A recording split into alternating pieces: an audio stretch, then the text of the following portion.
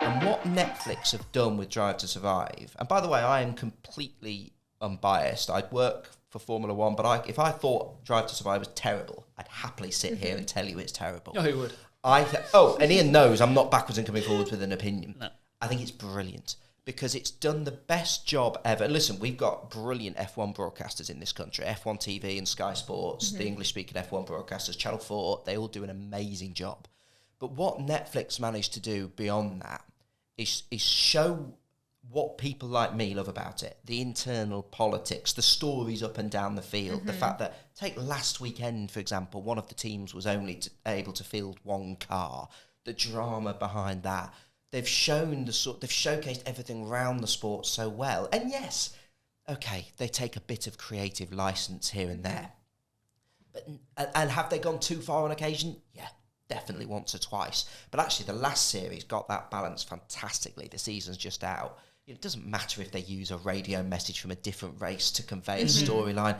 Anyone who's made media, anyone who's told stories professionally knows you have to do a little bit of that to tell a story.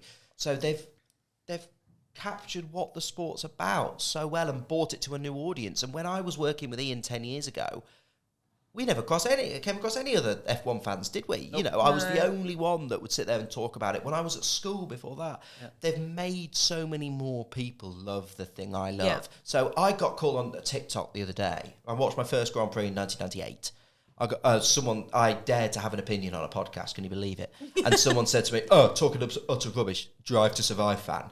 It's like, well, I've been watching F1 since before you were born, mate, so let's be careful with your insults. And B, Drive to Survive fan is not a negative thing. Yeah, if you've come into the sport through Drive to Survive, in my eyes, you're so welcome. Let me show you. I've loved it for years, but let me show you what's brilliant about it. So I Drive to Survive's been fantastic. And I don't think I'd be working in the sport without it.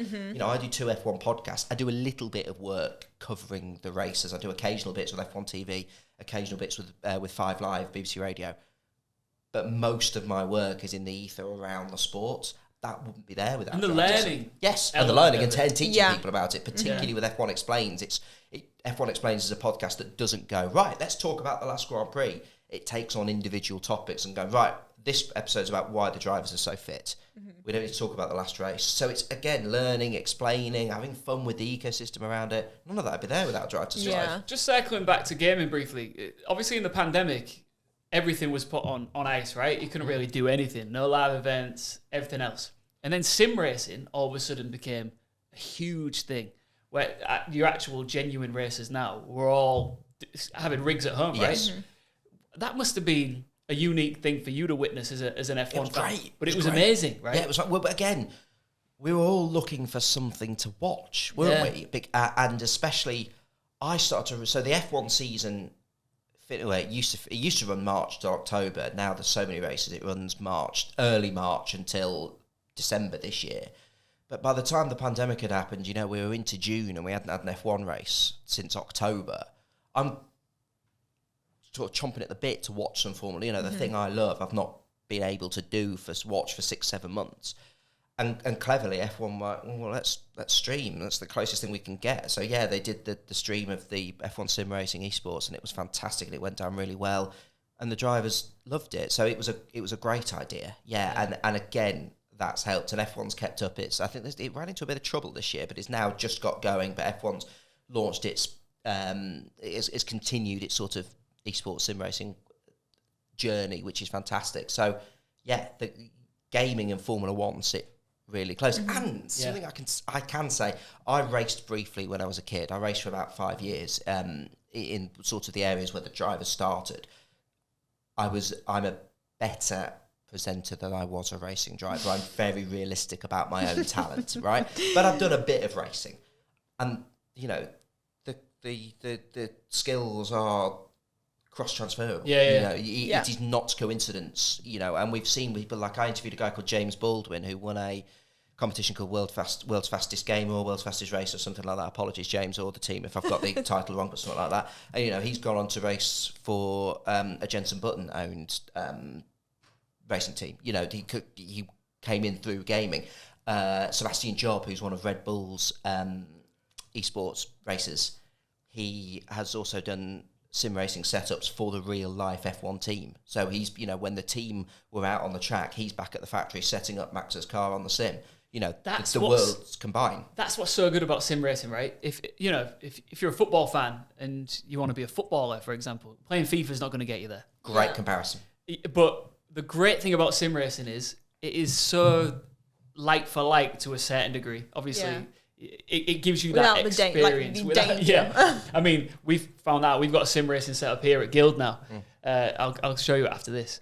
And when I play it, I'm always knocking people off the track. He does not take it seriously at all. We're all in the zone trying to set our best lap, and he's here just like. If I could, I'd drop a banana skin and a green saying shell. We should have a crossover. But like that's, I actually think that our sim racing setup here is going to be a huge success, because I think for those people out there that maybe they're thinking, oh, I really want to hit the track, but number one, it's very expensive. Number two, it's dangerous. You can do a version of it. Yes, you can. And still feel the thrill and exhilaration of it all. And it's like a little thing that new racing drivers always make the mistake with is the sort of old-fashioned motor racing technique of slower in, faster out. So if you come into the corner, you can slow your vehicle down enough in order to be able to get the foot on the accelerator earlier. So when you're at the end of the next straight, you reach a higher top speed. Slower in, faster out, sort of a broad motor racing principle.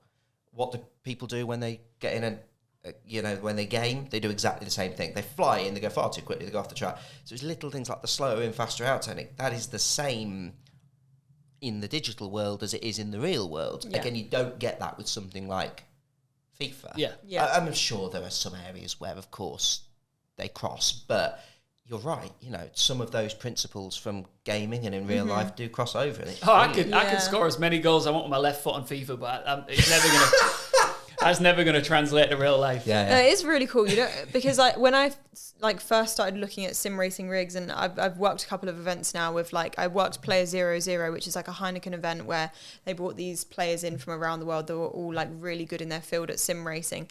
Some big names there as well, right? Yeah, and Max Verstappen was there as well. He came to race with everyone, which was insane. And it was just really cool to me, because I think it was then it kind of dawned on me how big sim racing had become, and the fact that a lot of these people might not get the experience or the chance to go out and with FIFA, you can go out and play football if you want to. You can go and play a five-a-side or whatever, but it's going to be harder to be able to get yourself onto an actual track and race a car. So that's where sim racing, or just even being able to have a steering wheel, I've had experience with this recently. I got myself a steering wheel, not a sim racing one or anything, just literally a driving one. And I started streaming on TikTok, just playing some different driving simulators.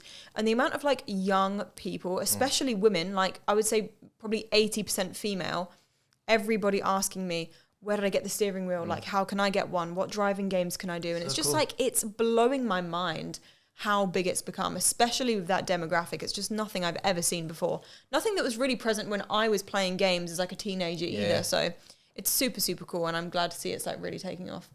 And the drivers love those sort of events, because they genuinely are, but not all of them, but they, the ones like Max are genuinely passionate about it as well. They really enjoy it. And he hit on a thing as well that it's not just gaming that's hit more female demographics. The sport seems to as well. I don't really have an answer as to why it's so bizarre. I'm sure someone's going to write a paper on it or something. Yeah, again, Netflix has certainly helped. Yeah, I think it has. I think, but it's the stories, and I think Formula One is one of those sports where it's much more possible to get into the stories of the people. A little example is, again, with the Fast and the Curious, the whole premise of that podcast is, or certainly was at the start, is that I was the sort of resident F1 geek. And my two co-presenters, Greg James of Radio 1 fame and Betty Glover, who's a BBC Sport presenter. Betty's a sports journalist. She knows her sport, but she would text me about Formula One because Betty knows football, cricket, inside out, many sports, but she didn't know F1 inside out. So as a sports fan, she was curious. Greg was really similar. He's a passionate cricket fan, and therefore mentions it on every episode of the Formula One podcast we do. But again, he would, so it was, they were very curious about this sport, and I think one of the and our producer Jimmy had was nothing to do with F1. We wanted a non-F1 fan to produce it, and what's hooked all three of them in is the sort of human side of the sport, the characters and the individuals, and I certainly think maybe that's helped with the female audience in particular. Because, I do think so. because people like stories. And So it's a people lot like more stories. People storytelling. like drama, and then if it leads you to supporting, like a team or a player or someone, then well be it. Well, speaking of support, Christian, you are a talented, charismatic, and proud gay man. Ian, the last one of those things is true. That's the one I can confirm.